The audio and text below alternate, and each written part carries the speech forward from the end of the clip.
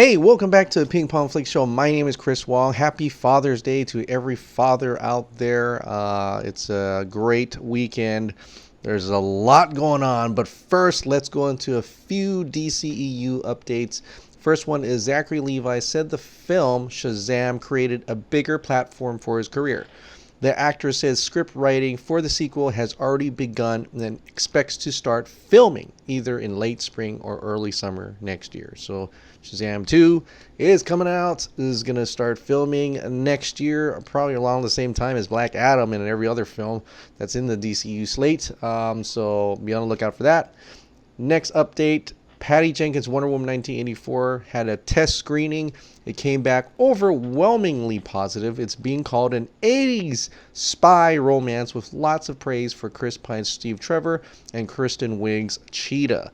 80s spy romance. That's wow, that's kind of interesting. I think it's more along the lines of the TV show maybe, and more other types of films. That's something interesting to see, and hopefully we'll get some kind of trailer by the time San Diego Comic-Con comes up, and maybe we'll hear more about what Cheetah looks like. I mean, I think I'm very interested in Cheetah. I wonder if she's CGI or makeup and stuff like that. So Wonder Woman 1984, probably one of the most curious movies I'm looking forward to in DCU, and it will show the direction of the future DCEU. But who cares about that, man? Zack Snyder, right? Zack Snyder posted some goodies today in for Father's Day. So the first one came out and it said, "Careful, Victor. If you go inside the mother boxes, they will F with you big time. That's not Father's Day. That's a trick." And that image right there, Ray Fisher turning. He has got his jersey. He's looking at himself with his mother and father there, and what looks like a nightmare background, which later, Zack Snyder will say that's actually a template. That's not the real background that was supposed to be in the film. So, there's some work, CG work to be done. But for the most part, this is like a nightmare sequence, right?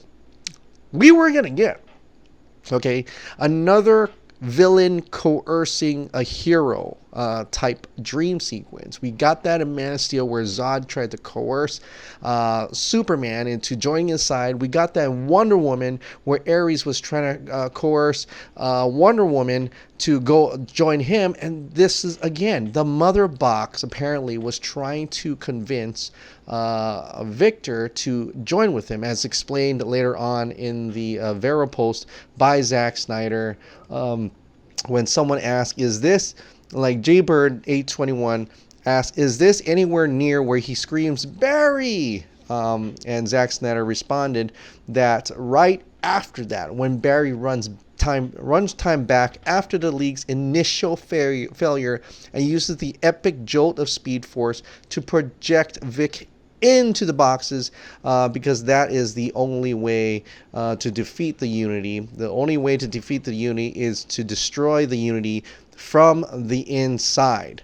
And even as the mother box in that scene, it's trying to coerce him by saying, "My poor broken boy, I can make you whole again, Victor," trying to tell him, "I can bring you back," and stuff like that. And he's not going to listen to that, of course. And that's what happened in that film, which we never got to see. That would have been a crazy arc. I mean, it really shows you that Ray Fisher, Victor Stone, Cyborg was supposed to really truly be the heart of the film. He had a huge arc within the film, and he would have been pretty much the hero of the film by being able to destroy the Unity from within with the help of Flash, and that's something we never got to see. And I think that's why Ray Fisher is really pushing for it. He's like one of the main people of the cast who's really supported, because his part was chopped the most, right?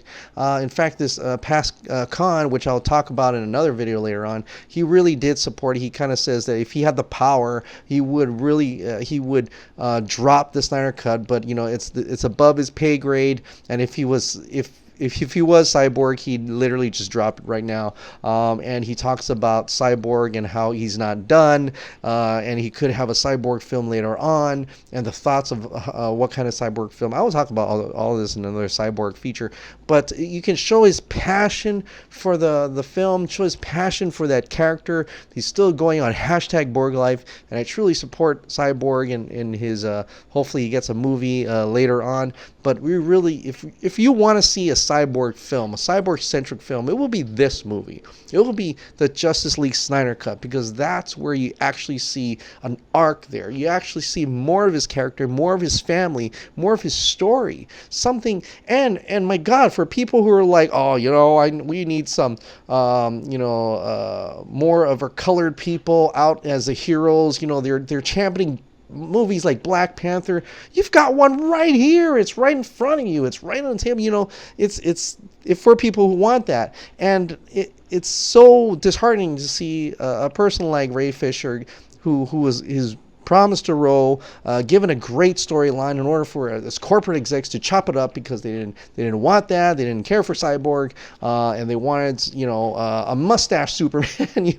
But it's just disheartening in any case. But there's more, man. Father's Day never ended there, because as another great, huge gift, and it's almost like this is a response to the whole crossword puzzle thing, which was initiated by Mr. Wes Ashley and Lord Kojay on their podcast, and I even talked about it as well, and other people talked about it as well. But he kind of like, this is Father's Day, let's just drop things right now, and he's got some time. Speaking of Father's Day, here's the King Daddy hashtag Uxas and the Anti-Life. What? Like, look at that. I mean, it's Darkseid. It's right there. Like, I initially thought that Darkseid was not done. Like, his CG was not done, and they had thrown in Steppenwolf like way at the beginning, when and they only had like a mocap actor fight Nick McKinless and all the other guys in that scene, and they didn't have time to actually create Darkseid. But apparently not. Apparently Uxas, a young Darkseid rather, was in that scene. This was going to be the Lord of the Rings. This was the Sauron fight. Sauron, the young Sauron, when, that 1,000 years ago battle in Lord of the Rings, how it kind of just started that would have been so flippin' epic. But no, they decided, and he looks more scary. Just looking at that, he looks like a bulky figure right there with that weapon. He just looks much more scarier than the Steppenwolf we got right now, right? And it would have really established something there. Uxas, man. I mean, how could you take out Darkseid? I mean, how could you take out Darkseid? Is beyond me. The amount of money and a lot of the chopping and a lot of the editing, Warner Bros. Tried to make money by putting more money into something, and it just really, really, really backfired. They should have just released it and just finished Zack's cut and released it like that. I'm the decisions they had there. I really hope a lot more people get fired, or things like that. But just looking at that, it's amazing how far we've come. And how much we've been talking about this stuff, and all the little bits that Zack Snyder puts out to kind of just pushes us a little bit closer to the thing, right? And you notice, like, everything is black and white. Like, how is he able to release all these images that are supposedly the property of Warner Brothers? I mean, these are DC characters.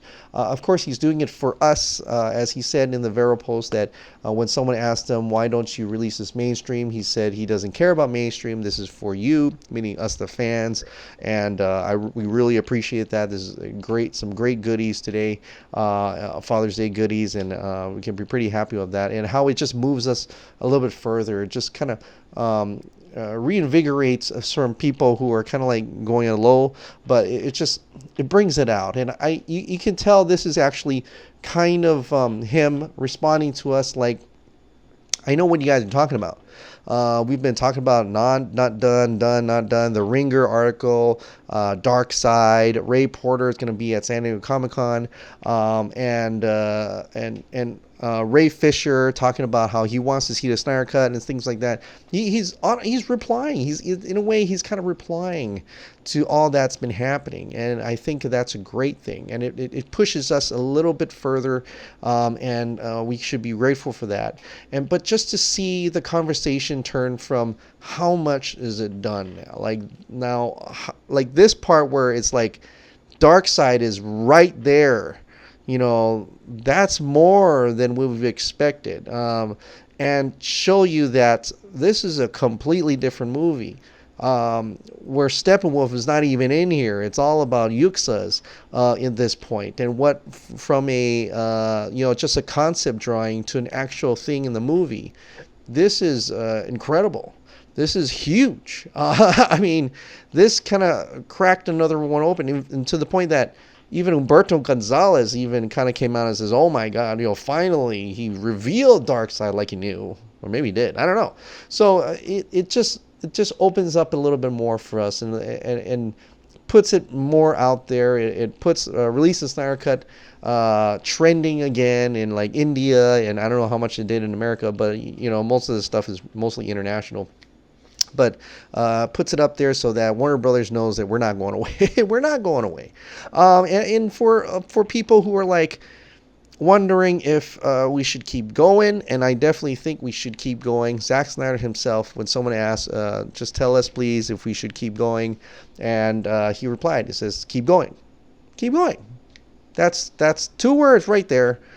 Tells us everything. That what he's doing is not to show. He's not trying to.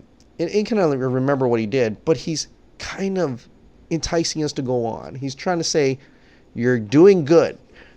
Keep up the pressure. Keep going. I'm going to throw you these little bits just to keep you going, just to keep the conversation going, and maybe even turn the conversation to other things, and just to put it out in the open. Maybe the main media, hopefully by Monday, will start talking about it and writing about it more, and because he really just threw it out there, and I think that is a great thing for all of us, And Toby Emmerich, man, I'm gonna just pretty much call you out already, and not that you're listening, but your ego is this is on you. Everything on here, you're the last one. There's not many of you left, just you, Toby Emmerich, and you just gotta put your ego aside for this. There's money to be had. This is money on the table. And if you really think, if Warner Brothers is keeping silent because they really think we're a thorn in their side, then yes. If you really think so, then okay, we are a thorn in your side. If you're thinking we're an infection, this infection is spreading. And the only cure is to release the Snyder Cut. All right, guys, well, that is it. I'm just talking a lot more about this, even that whole Green Lantern thing. Yep, he even mentions Green Lantern. We're still wondering about that, and hopefully a couple people are researching it right now, figure out where does that whole Green Lantern thing take place during that nightmare sequence. But in any case, let's keep going. Let's keep retweeting. Let's go and keep supporting Project Comic-Con. That has reached a new level 5. So it's gonna reach level 4. There's going to be a level 5. And whenever Will Rollins wakes up, he's probably gonna write something up. And until then, thank you so much for subscribing. Thank you so much for watching. I'll see you next time.